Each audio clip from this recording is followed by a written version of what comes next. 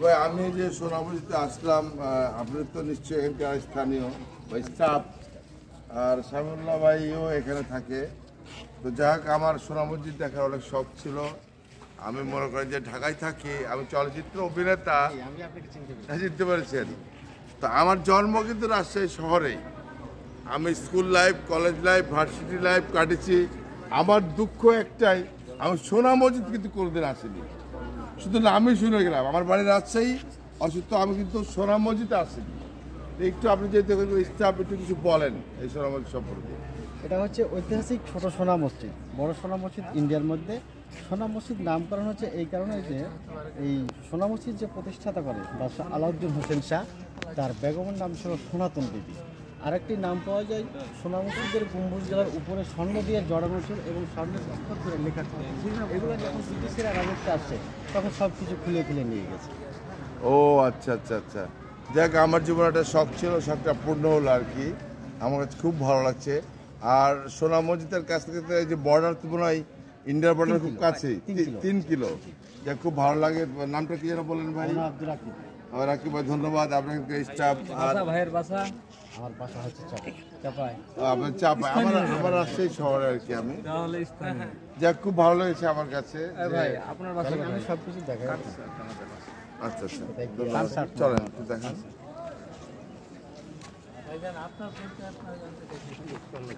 আমার পরিচয় হলো, আমি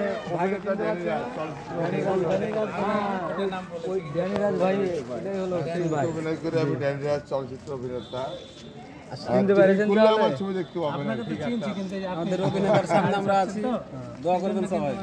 ভাইয়ের বাসা কোথায়? আমার বাসা বিনোদপুর, কাছেরহাট বাজার। তো স্থানীয় আসেন একটু সেলফি নিই। আচ্ছা, সেলফি নেন, অসুবিধা নাই। সেলফি নেন।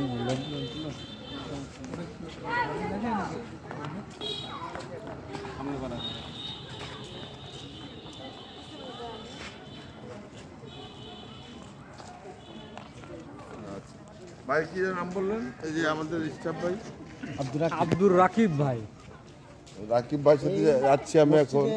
ওয়ালগুলি হচ্ছে সম্পূর্ণ পাথর, হাতের কাজ খোদাই করে করে হয়েছে। এবং এই পাথরগুলি দুই পাশে আছে, মধ্যে আপনার ছোট ছোট সেই ইটের ওয়াল, আগের যে গড়িয়া ইট, ওই ইটটা আছে, ওই ছোটো ছোটো ইটের ওয়াল। এখানে আপনার 11টি খিলান পথ আছে। খিলান পথ বলতে আমরা দরজা গেট যেটা বলি আর কি, সেটা ভিতরে আসেন। সব কিছু না হলে ভিতরে যাবো না, আমি ভিতরে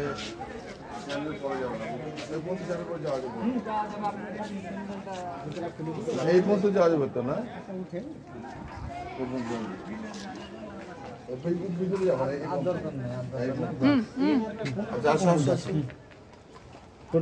এবার বলেন।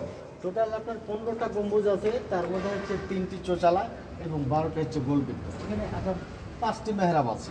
আচ্ছা আচ্ছা। আর এই মসজিদে একটি দান বাক্স আছে, যদি আপনার মনে চাই। আচ্ছা আচ্ছা করতে পারেন। ইনি হচ্ছেন মর্জেন সাহেব আমাদের। আমি আপনার কাছ থেকে আবার একটু বলবেন, জোরে জোরে বলবেন যে এটার নাম সোনা মসজিদ কেন হলো, একটু একটু জোরে বলেন আপনি। এটি সোনা মসজিদ নামকরণ হচ্ছে যে বাদশাহ যে ছিল, বাদশার বেগমের নাম হচ্ছে সনাতন বিবি। ও, বাদশার বেগমের নাম সনাতন বিবি। সনাতন বিবি। এই নামে একটি নাম। আরেকটি নাম যে সোনা মসজিদের গম্বুজের উপর গলায় স্বর্ণ দিয়ে জড়ানো ছিল এবং স্বর্ণের অক্ষর করে লেখা ছিল। এগুলা যখন ব্রিটিশেরা আসলো রাজত্বে, তখন সব কিছু তারা খুলে নিয়ে চলে গেছে। মূল্যবান জিনিস কিছু নাই এখন। ও আচ্ছা আচ্ছা আচ্ছা। বাইরে একটি পাথর ছিল, এই সাইডে এই পাথরটি নেই, বর্তমান ব্রিটিশ জাদুঘরে আছে। ও আচ্ছা আচ্ছা। যাক, আমার জীবনে শখ ছিল ভাই সোনা মসজিদ দেখার। তারপর পাশে যে দুইটা কবর আছে, কবরের কথা নিয়ে আচ্ছা না, ওগুলা না, ওগুলা পরে।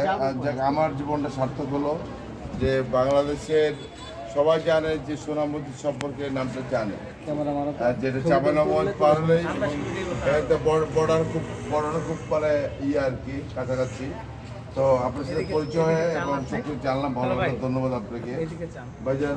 মজুম সাহেব, এটা মজুম সাহেব, আপনি দোয়া করবেন আমাদের জন্য, আমার জন্য দোয়া করবেন। ধন্যবাদ।